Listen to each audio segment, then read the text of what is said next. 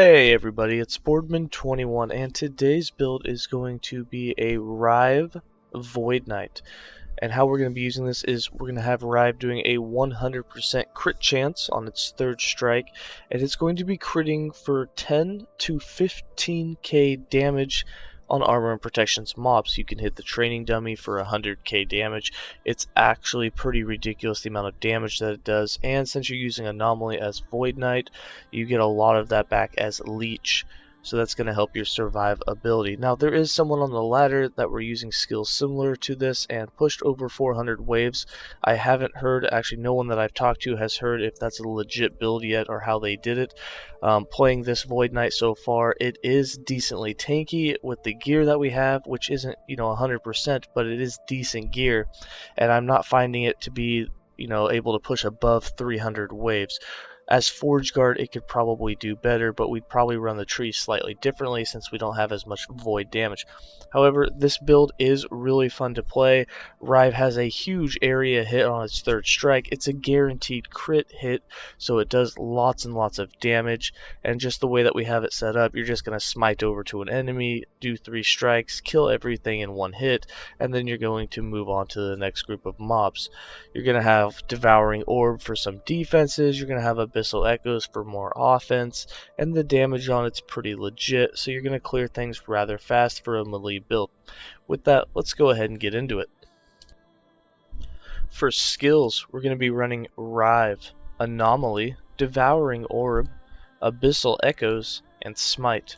For Rive, we have this set up for pure void damage, so we have 1 point in Trampling a Hoozult, 2 points in Insidious, 1 point in Gaze into the Abyss, 3 points in The Abyss Gazes Back, 1 point in Overwhelm, 2 points in Outburst, 3 points in Brutality, 2 points in Flurry, 4 points in Concentration, and 1 point in Focus Strike, so that your third strike will always crit. So between the fact that you have a 100% chance to crit with the third strike, the fact the third strike does 90% more damage, has a huge area, and then has a lot more base void damage, is going to make it do a lot more damage. If you tag team that with the fact the Void Knight has a passive node in its passive tree that gives you crit multiplier based on how many points you've put into that tree, you can imagine how hard this is going to hit, especially when tag teamed with idols that give you more crit multiplier on Rive critical strikes.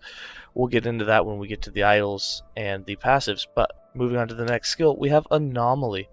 Anomaly again is going to be used for some attack speed and then for a lot of leech. We have 1 point in Void Touched, 1 point in Immediacy, 1 point in Time Bubble, 4 points in Temporal Mastery, 1 point in Lingering Memory, 1 point in Time Lord, 2 points in Manipulation, 1 point in Swift Rest, 4 points in Time Eater, and 4 points in Void Maul. For Devouring Orb, we're using this for offense and defense. We have 6 points in Void Adept for that 60% increased global damage, and 6 points in Abyssal Juggernaut for that defense. You're going to get 60% more elemental protections and void protection, and a flat 60 base.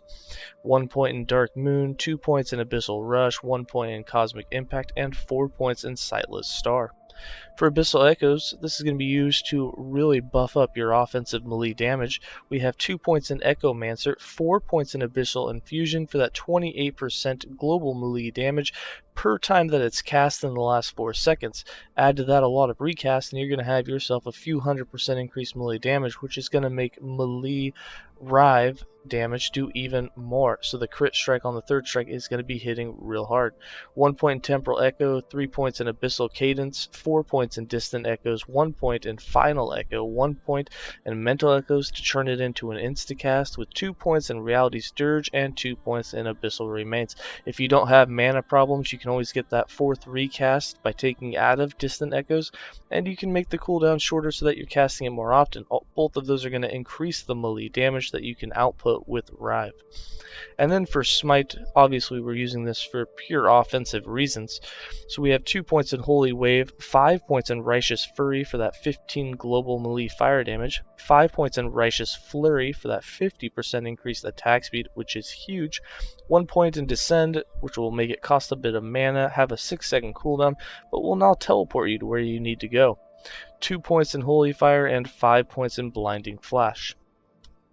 For passives, we have 20 points in the base Sentinel class with 2 points in Juggernaut, 5 points in Overwhelm, 8 points in Relentless, and 5 points in Time and Faith. 0 points in the Forge Guard, 5 points in the Paladin, the 5 points all in Defiance for some increased elemental protection percentage and for some attunement. And then with 88 points in Void Knight, which gives us an 88% crit multiplier, which is huge for us, we have 5 points in Temporal Corruption, 8 points in Ruled Eater, 8 points in Void Blades, 5 points in Patient Doom, 10 points in Sorrow and Still, 1 point in Void Corruption, that's where that crit multi per point in here comes from, 2 points in Doom Knight, 12 points in Woe, 5 points in Singular Purpose, 5 points in Echoing Strikes, 8 points in Time Legion, 1 point in Avatar of Regret, 8 points in Dread, and 5 points in Essence of the End.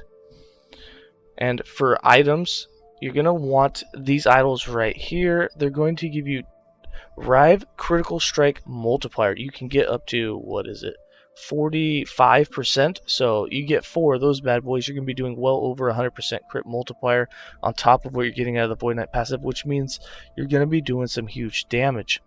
For items, we're wearing the same items that we've done with almost all of our Sentinel builds, but our weapon is going to have flat melee void damage, flat melee physical damage, all attributes, and elemental protection.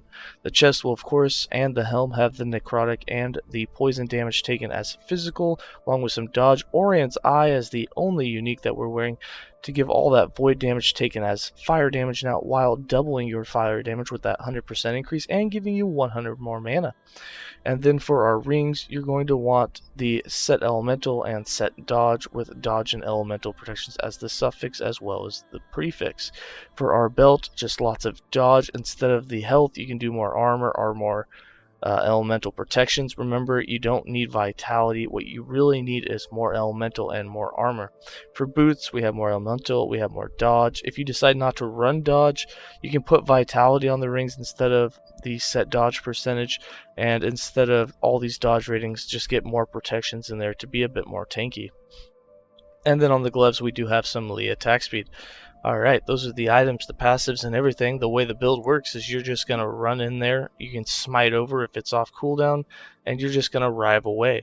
Rive's going to have that huge area of effect, and it's going to do damage as good as Vengeance. And what's nice about that is it means that you're going to hit a lot more enemies than Vengeance would, since you have that big area strike on the third strike, and you're going to have leech from all of that damage. Alright, here's some gameplay.